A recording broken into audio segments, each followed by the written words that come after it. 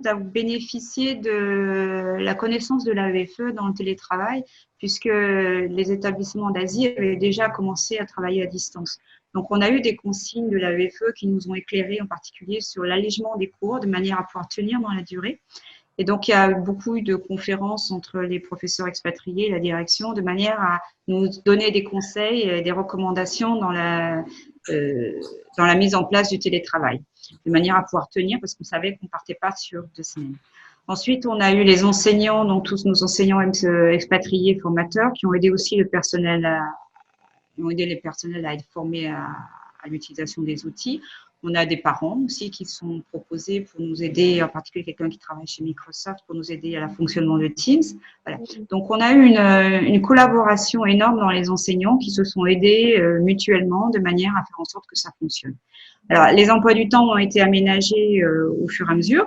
On est parti, au début, il y avait quasiment tous les cours et puis on a mis en place tous ces aménagements parce que en tenant compte des recommandations de l'AEFE, en tenant compte le fait que des fois, il n'y avait qu'un ordinateur par famille, qu'il fallait qu'ils se partagent, que le réseau d'Internet pouvait être saturé.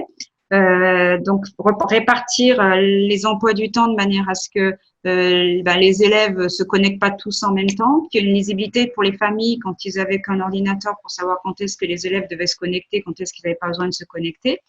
Faire en sorte que les enseignants utilisent majoritairement les outils qu'ils connaissent, ça veut dire disponibles pour tous, c'est-à-dire Teams et Pronote. Donc, on est plutôt parti en accord sur les enseignants que majoritairement c'était ces outils-là.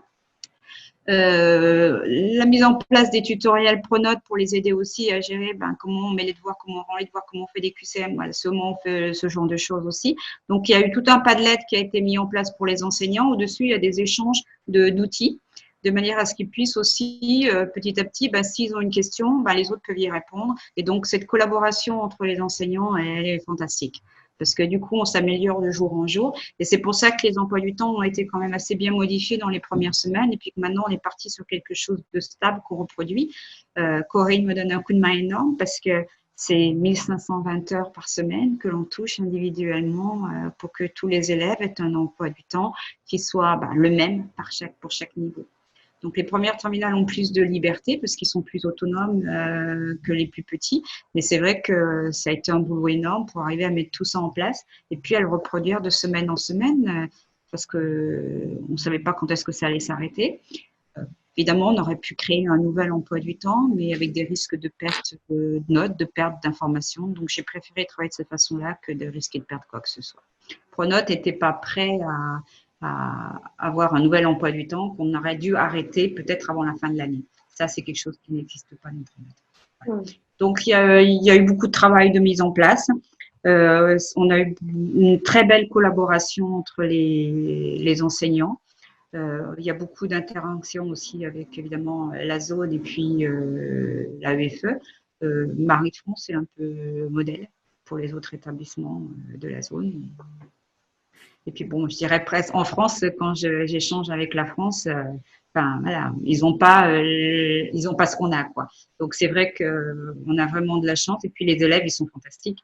Voilà, comme ils vont voir le message, il faut bien le reconnaître, ils sont fantastiques. Je veux dire, ils sont devenus autonomes beaucoup plus vite que ce qu'on aurait pu attendre d'eux. Ils ont pris leur marque, ils s'y sont mis, ils sont présents, puisque évidemment on contrôle les présences.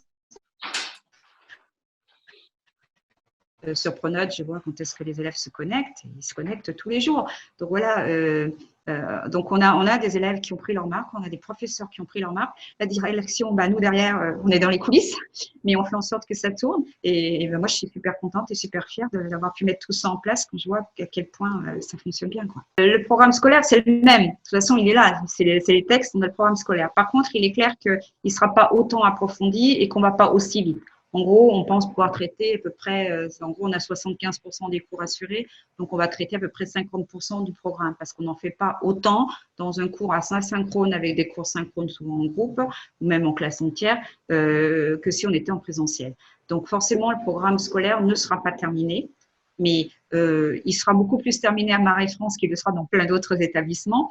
Toujours est-il, c'est que les enseignants, ils avancent toujours avec les mêmes niveaux. Ça veut dire qu'ils ont toujours leurs réunions où ils se concertent régulièrement et ils continuent la même progression. Ça veut dire que dans une même classe de 6e ou une même classe de 5e, ils auront tous exactement les mêmes connaissances et les mêmes compétences pour aborder la classe suivante.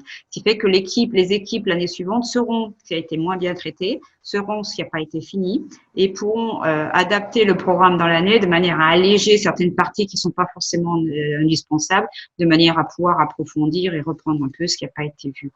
On a une semaine de plus de cours qu'en France. On fait plein de projets. On a des élèves qui sont super bons. On a des enseignants motivés. Donc, je pense qu'il n'y a aucun souci pour qu'il y ait ce rattrapage des cours et puis pour faire en sorte que l'année soit complète quand même l'année prochaine. Alors, on a un suivi. La vie scolaire suit facilement. Voilà, on peut voir qui se connecte à Pronote. On voit et on gère pas tant les absences. Ça veut dire qu'un enseignant qui constate que l'élève n'est pas là en synchrone, on le note dans Pronote de manière à pouvoir avoir un suivi. Si un élève n'a pas été connecté dans Pronote en cours synchrone plusieurs fois, en principe, la vie scolaire contacte la famille de manière à savoir ce qui se passe. Ça peut être des problèmes de connexion, ça peut être des problèmes d'ordinateur.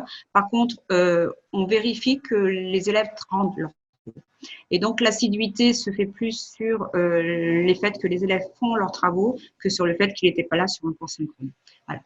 On sait que la lucidité va être prise en compte pour la validation des examens, pour la validation dans la classe supérieure. Donc, on s'arrange et on fait en sorte que l'on est capable de surveiller les élèves qui ne rendent pas leur travail. Quand les élèves ne rendent pas leur travail, derrière, évidemment, il y a des appels à la famille, il y a des coups de fil, il y a des messages. Et hélas, on sait qu'on a quelques élèves qui ont effectivement décroché. On n'est pas surpris par le nom des élèves qui ne sont pas là, mais ils sont presque quasiment tous là.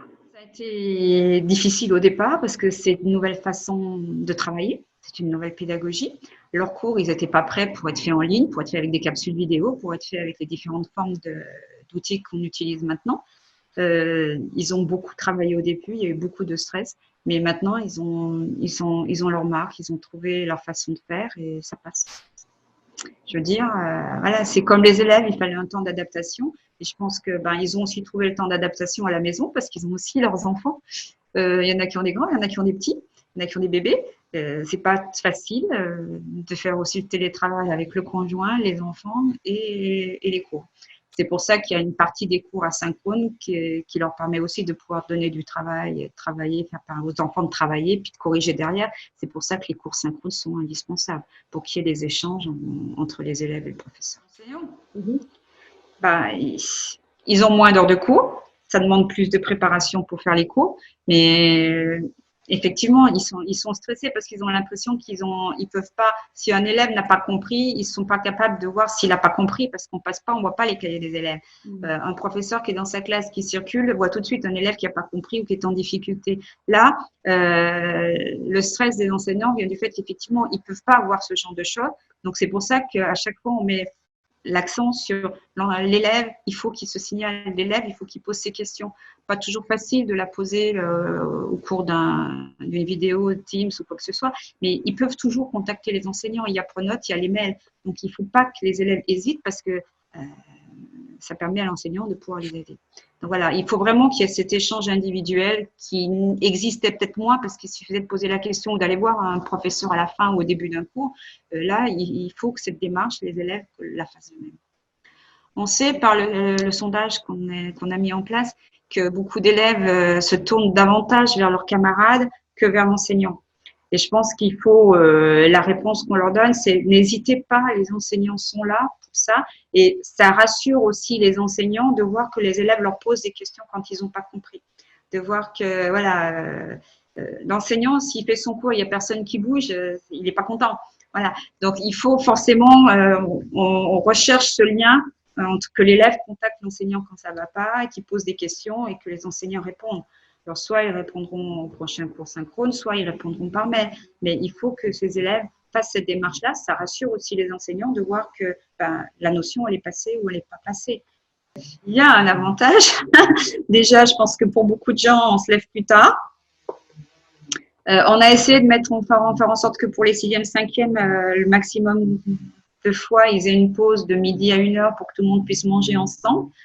Donc voilà, il y a quand même des choses qui ont été faites de manière à ce qu'on retrouve aussi le lien familial. Les parents font à manger, il ne faut pas que les enfants, qu'il y en ait qui mangent à 11 heures, à midi et d'autres à 1 heure. Voilà. Donc on a essayé de faire en sorte de maintenir ce temps familial. Je pense que il y a eu, on va tous en ressortir grandi et enrichis de cette expérience parce qu'elle est enrichissante, elle est stressante, c'est sûr, elle est enrichissante, mais les élèves ont appris à devenir autonomes.